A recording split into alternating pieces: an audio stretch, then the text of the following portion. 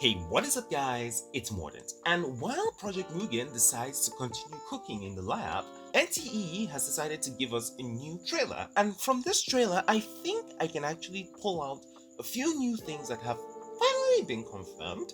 So let's get straight into this.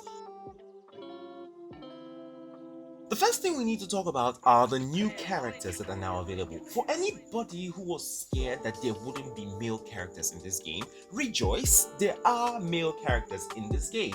And these characters include Adler and Edgar. Now for Edgar, I'm not 100% sure if Edgar is actually a guy. Like, Edgar looks like a guy, but it could be a tomboy. So it really remains to be seen, but I do hope that Edgar is actually a guy. It would be nice because I don't think I've seen that many short boys in a lot of games. Yes, technically a lot of people prefer taller guys, but still having the height variation would always be nice. And by the way, we still don't have a name for this guy. We're still waiting for more information on him, but when that information does come, I will let you guys know. So make sure you're subscribed to the channel so you don't miss out on that information when I drop it.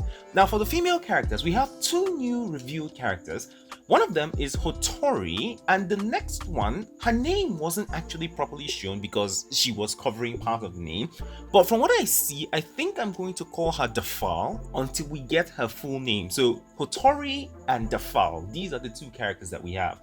Now, we don't know any other things about these characters, whether these characters operate with elements, what kind of weapons they use, any of those things. All of those things remain to be seen, but make sure you stay tuned to the channel. If any form of information does come out, you will find out here first. Also follow me on Twitter so you'll be able to get that information immediately it drops. I will let you guys know over there before I actually make the video. Now, one thing that a lot of people who don't like playing story mode in any game like is a skip button. So I'm very happy to report that there is confirmed a skip button in the game. So if you're one of those people who doesn't want to stick around for the lore, or you want to leave the lore for someone else like me to cover in a YouTube video, then please rejoice. The skip button is here. Now let's move away from all of these things and talk about combat in the game itself. In the trailer that we see here, there's this interesting mechanic that reminds me a lot about Wuthering Waves. It's this mechanic that seems to be very similar to Wuthering Waves' intro and outro mechanic. So when the characters are fighting an enemy, their character icon at the top right starts to flash, and it seems that when you click on the character when it's flashing, they will come in and they will do an attack. Now, it remains to be seen whether we get any buffs or anything similar to how the intro and outro skills work in Wuthering Waves.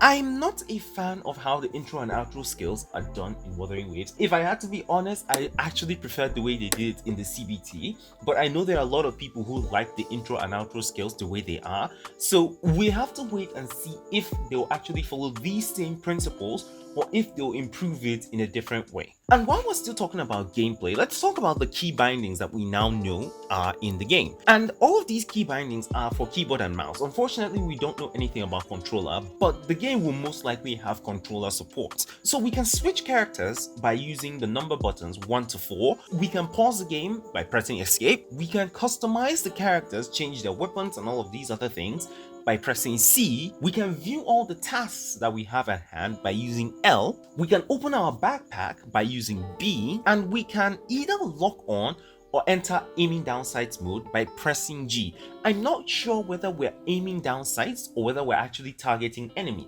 but from what I've seen, I think what we're going to be doing is aiming down sights, which might give us some insight that Nunally is most likely going to be a ranged character. She's not going to be a character that fights with her fists. But that doesn't make sense because in this trailer, I remember seeing her fighting with enemies with her bare hands. So unless I'm mistaken, this button is most likely going to be a lock-on button.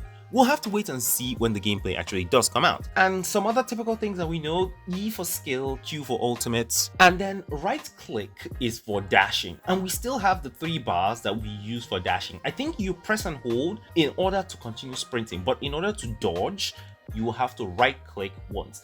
It will probably be the same as in other games where you can also right click and also press the left shift button to do the dodge animation. One other cool thing that I noticed in the gameplay was the health bar. The health bars now have this feature where they change color based on how much health you have. So a full health bar will have a blue color, and as your health reduces, the color will slowly transition to yellow when it's halfway full, and it will slowly transition to red when your health is getting dangerously very low.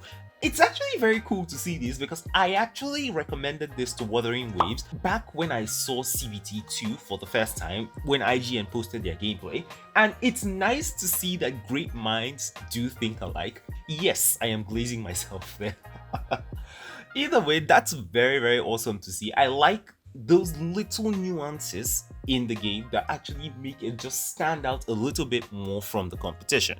Now, one other thing that it's really minor at this point is the cutscenes in the game. From what I noticed, you're going to have a combination of comic book style cutscenes and regular pre-rendered cutscenes in the game. So it basically reminds you a lot of Zenless Zone Zero some of the time, and some other times it will feel like another game entirely. But these are all the things that I noticed that I think will be of importance or that a lot of people will like. Now, NTE is at Tokyo Game Show, and eventually we'll probably get a little bit more gameplay talking about the game and showing us a few other things. I really hope we get some more exposition on things that will be available in the game, when we'll get a beta test, all of these kinds of things. All of those things have not been confirmed yet, and when we finally start to see more things from TGS, I will start to compile everybody's interests, the things that they want, the things that they don't want in the game, and I plan on making that into a video similar to what I did in Wuthering Waves when it was going to release. So if you guys have any form of feedback, if there's anything I've talked about in this video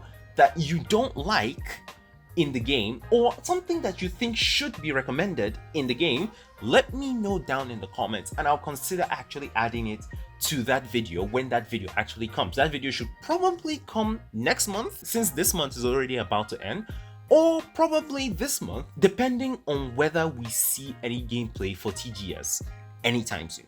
But with all that said, thank you all so much for watching. Make sure to subscribe for Wuthering Waves, Genshin Impact, NTE, Project Mugen, and Azure Promilia news videos, challenge videos, sometimes guides, and other kinds of videos that I'll try from time to time. Also make sure to join the hideout on Discord, and I will catch you guys in the next video. Peace, guys.